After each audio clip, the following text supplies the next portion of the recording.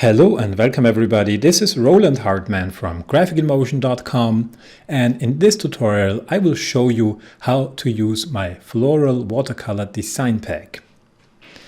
So in this tutorial I will talk a little bit about the content of this pack and how you can use it, and a few tips and tricks how you can work with this template and how you can get the most out of it.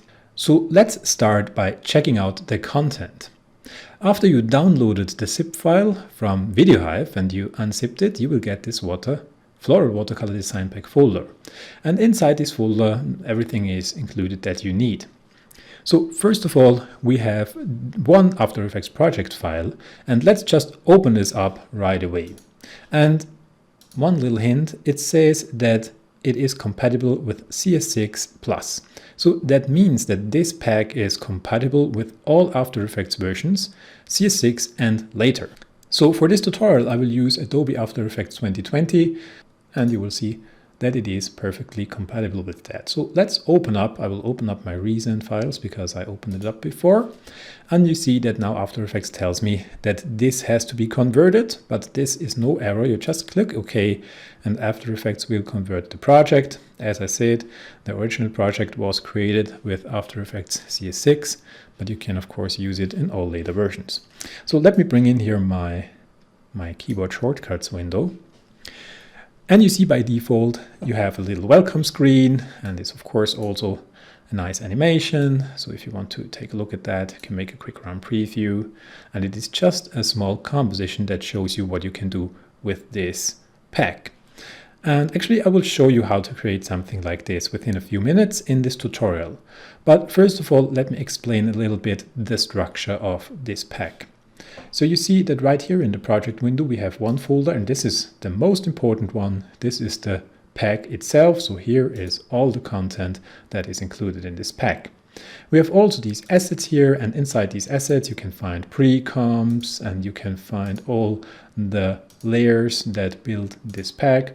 But actually if you just want to use it, you never really need to touch these assets here. Inside the Floral Watercolor pack you can find different folders with all the different sections that we have in here. And if we take a look here, for example, at the compositions, these are already pre-made arrangements, floral arrangements. All of them are of course animated. You can open them up here, just double click and check them out. Let me just turn off the transparency grid here.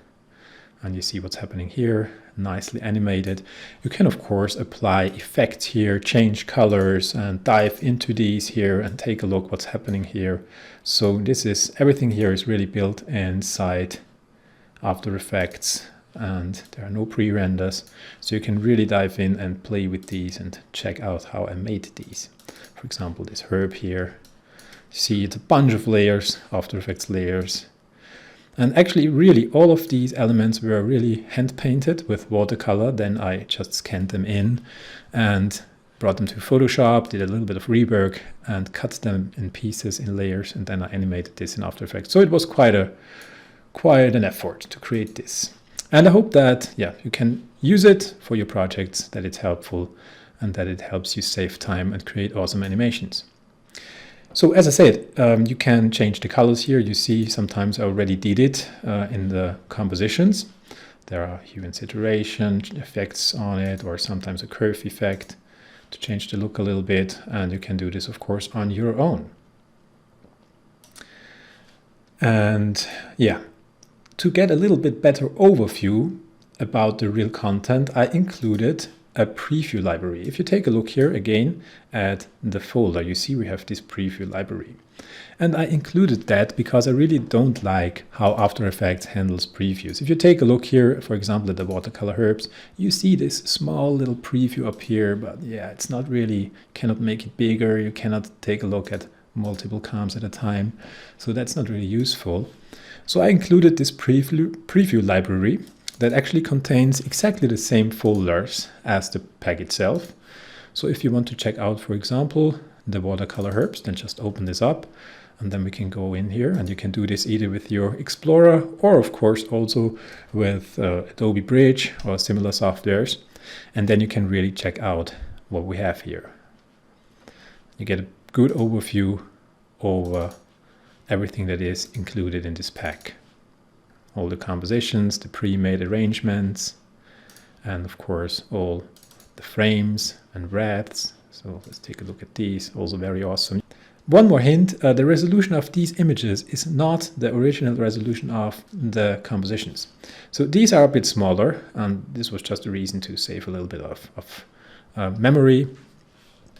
The compositions actually are bigger. And to check out how big these are, you can come in here and take a look here. You see that all these compositions, so the arrangements, are 2500 times 2500 pixels. So you can perfectly use them in 4K projects. And yeah, all of this is really big. The frames, 3000 times 3000. And the wreath, yeah, you see that everything has a good size to use in 4K projects, but of course also works with Full HD or your social media projects, no problem. Okay, so I'm talking here long, but now I want to show you what you can actually do with this pack and how easy it is to create awesome designs with it. So let's create a new composition here.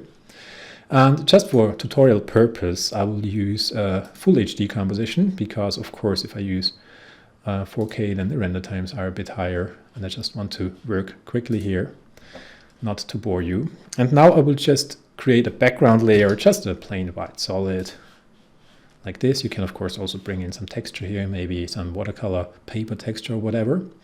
And I want to create, let's say, something like a wedding title. So maybe I want to bring in 2 letters. Let's say we want to use this wreath here. So let's go with wreath number 4 and bring this into our composition. And you see now it will be huge. And I bring in my time indicator so that it is already animated in. I will scale it down now quite a bit, that it is nicely placed in the middle here. Cool. Let's change this to half resolution. And now I want to bring in some letters. Let's say Alfred and Bertha want to get married, and let's take Bertha in here and put it in here. Let's take Alfred in here and put him also in here. Let's select both of them and scale them down quite a bit. 25, oh, probably even further, 15, yeah, even further. They are very big, you see. Also the letters, 10% is fine. So now Bertha and Alfred are getting married. Let's see how this will work out. Okay, and now we'll bring in the end sign. That's also very important. It's also included here, an end sign that we can use, or end symbol. So let's scale this down maybe to 5%, that it's even smaller. And you see immediately, looks really nice. I think that Bertha and Alfred will like that. And now we will bring in a few more elements and design this a little bit. So let's bring in some floral compositions. And again, I want to use my preview here, preview library, to check out my compositions. Let's see what we've got here, some nice compositions, and I really like these here. I think I will use composition number 13 or 14. Let's start out with composition number 13 and bring this in. Just drag it on top here, don't care. I scale it down a little bit because it's actually quite big. And rotate it, and let's say we will bring this in from the left top corner here, something like that. Scale it down even a bit further. Yeah, like so, that we see a little bit more here, even smaller, like so. Okay, that's good. Now let's bring in another one, and again, let's check out our preview. Maybe this one, because this looks quite different. That's also nice. This is composition number 9. So let's go to composition number 9 and let's bring this in here. Scale it down something like maybe 50% in this case. And let's put it here, rotate it a bit. That looks really nice. Okay, now let's bring in, and what we can do, maybe just lower the opacity here a little bit so that the focus is a bit more on my middle element here. So I will just lower the opacity here to 60 maybe on both, and then it gets a little bit more subtle. I like that actually. And now let's bring in some background elements. And if we take a look here at my preview library again, the background elements, we have golden elements, we have splashes, splatters, and we have these things here, these watercolor stains. So let's take watercolor BG13 here. So let's go to the backgrounds, bring this in. This is really nice, and I will put this up here in the corner, scale it down quite a bit. You see, these are also very big, so resolution enough resolution to use them in 4K projects, something like that. And I will lower the opacity here quite a bit to make it really subtle, maybe also 50% for now. Yeah, that looks nice. And let's bring in another one. Let's take a quick look here. Maybe I want to use one of these here, number 11 or number 12. Let's take number 12. Number 12 is nice. Bring this in here, scale it down, and bring it over into this corner. And I also always press just W and V to switch between these tools here in After Effects. And then I will bring the opacity down to 50 as well. Okay, and you see immediately that we created a really nice layout. Let me do one more thing. I want to add a little bit here in the background, and therefore I want to use some splashes, or some splatters I should say. So let's take this here, Watercolor 7. These are just some splatters, and I want to put them right in the middle here, scale them down quite a bit, and just lower the opacity to a very low value like 30 or even 25. So just that we have something going on here. You see, if I set this now to full resolution, you see that it will look really nice. Okay, so I'm really satisfied with this layout. It looks really cool. And it took me only a few minutes to create. Now, of course, everything here is animated. So, of course, you can create a run preview. Let's do that. I will just set my time span, my work area to 5 seconds. And I will create a quick run preview just that you see how this looks when it's animated.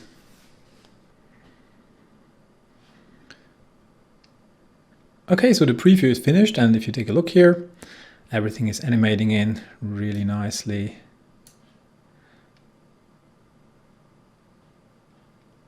Really cool. Now I want to give you 2 more hints. So the first hint will be, how can I change the duration of these elements and the speed of their animation? If you take a look, all these elements are 10 seconds long by default. So if you say, okay, but I want to let this stand on my screen longer than 10 seconds, what can I do? And this is where the time remapping comes in. So let's just deal with the red here for a moment. I will just solo that we have this in the composition here. And actually, let's also turn on the background. It's a bit more pleasing to watch that. So now, if I want to extend this, I can now just right-click here and choose time, and then choose time remapping. And if you go now, if you extend the layer now, which you can do now, you will see that still disappears in the end. And this is because we have to set actually one keyframe, and you just have to set a keyframe 1 frame before this keyframe that was created by the time remap effect. If you set a keyframe here and then delete this one here, then it will stay on screen, as you see. Now you can extend the duration to whatever you want. And this is also the same how you can change the speed of this animation. If you take a look, the build-up animation of this element lasts about 3.5 seconds. So around 3.5 seconds we are done with this animation. If you want to make this faster, let's say I want to make this animation 2 seconds long, then you just position your time marker wherever this is finished, the animation, and I think it's around, actually it's around, yeah, 3 seconds and a few frames. So let's set a keyframe here on the time remap effect, and now let's just move this keyframe to 2 seconds. And now we actually created a version that is animating on in 2 seconds. So now it will go a lot faster. And you can do this with all the elements. And now I want to give you another hint. If you want to use these objects here, these elements in After Effects together with the camera and maybe a 3D setup where the camera is traveling through them, and you have a pretty cool option here. So let's do that quickly. Let's bring in, first of all, let's turn our red layer here into a 3D layer. And then let's add in a new camera, because otherwise After Effects will complain that there is no 3D layer in the scene. Now I just created a standard 35mm camera. Now, if I move my camera now on the set position, it does exactly what you would expect. It travels through our composition. So let's create a quick animation here, just something very simple. Let's see, maybe something like this. We just dolly in here a little bit, and then we easy. Actually, it didn't do it. Okay, then let's right click and do it like this. Easy, easy. Okay. So that's what we got now. We have this build-up animation, and the camera is now approaching, traveling towards our wreath. So now what I want to show you, if you open up the wreath composition, let's double click on this, and let's take a look here. Change this view here to a custom view quickly. And you will see what this actually is. And actually it is, I will just use this camera tool to show you this. It is distributed in 3D space, as you can see here. So if we go to our comp now, and if we activate the collapse transformation, that you will see it shifts a little bit. And now we have this really nice parallax going on, because this element is already distributed in 3D space. So if you want to use it in this kind of a project with the camera and 3D layers, this can be very helpful and can save a lot of time and creates really nice effects, like parallax, 3D parallax movement. If you take a look here, it's subtle, but it's really cool. And the same applies for all these compositions. So all these compositions and pre-made arrangements are also already distributed in 3D space. So if you take a look here at the custom view, you see that they are also distributed in 3D space. You can of course use them as simple 2D compositions, as I did here in the comp, if you don't turn on the collapse transformation, then it is just a plain 2D object or a 2D layer.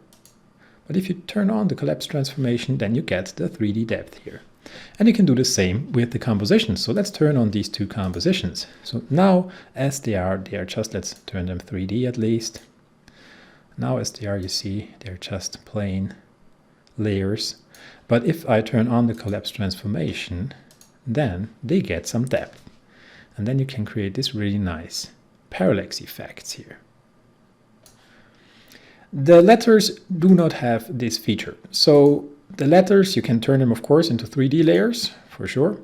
But they are actually, if we take a look here at these letters, and if we take a look here at the custom view, they are not actually in 3D, because it didn't really work to design these letters nicely and to create a 3D offset. So this 3D feature applies for the compositions. They all have 3D feature, and also the wreaths. They also have this 3D feature. But the frames and the letters don't have it. Okay, so this is how you can create a nice, quick design using these elements. And what you can do, of course, I will show you this. This is the last thing that I will show you now. Let's create a new composition. Let's say we want to use 2500 times 2500. You can, of course, also create your own layout. And therefore, we have all these nice herbs here. So you can use the watercolor herbs. And let's create a quick layout here. I will do this now really quickly. Don't want to use so much time. So scale it down a bit. Now bring in a second one. Maybe one of these elements here. Put it on top here. Scale it also down a little bit.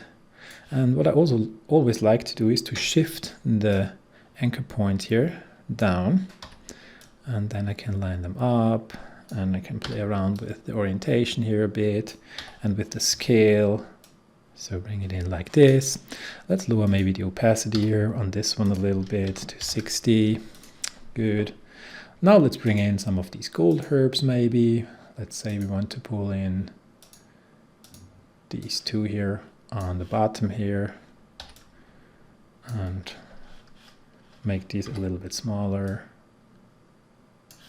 So I'm really going fast here, but you see what you can do here. Create nice floral layouts within a few minutes. Let's bring in some background elements, maybe some splatters here. Just put it on top here. Scale it down a bit. Like that. And now I want to bring in another element. Maybe, let's say, something a little bit different. Maybe this one here. Beneath the gold herbs, scale it down like so, and rotate it a bit. Okay, and actually I want the herb to, oops, let's put this on top here. Okay, I think that this looks quite nice. I like it. And now you can take a look at the build-up animation. You see everything starts at once, and maybe we don't want this. We want this background here to start at first, and we want the gold herbs to come in later. We want these splatters to come in later, and these come in a little bit later. So just offset them a bit, and then you have this really nice build-up animation. So this is how fast you can work with these elements and create your own floral animation compositions. Okay, so I think that this is it for this basic instruction for this pack. I hope that you like it and that you create awesome projects with it. If you have any questions, then please feel free to contact me through my website, which is www.graphicinmotion.com, or you can of course also send me a message through my Video Hive profile. You can see the address here on the screen. So again, thank you very much for your purchase. Please have fun with this pack, enjoy it, and I really hope to see you soon. Goodbye.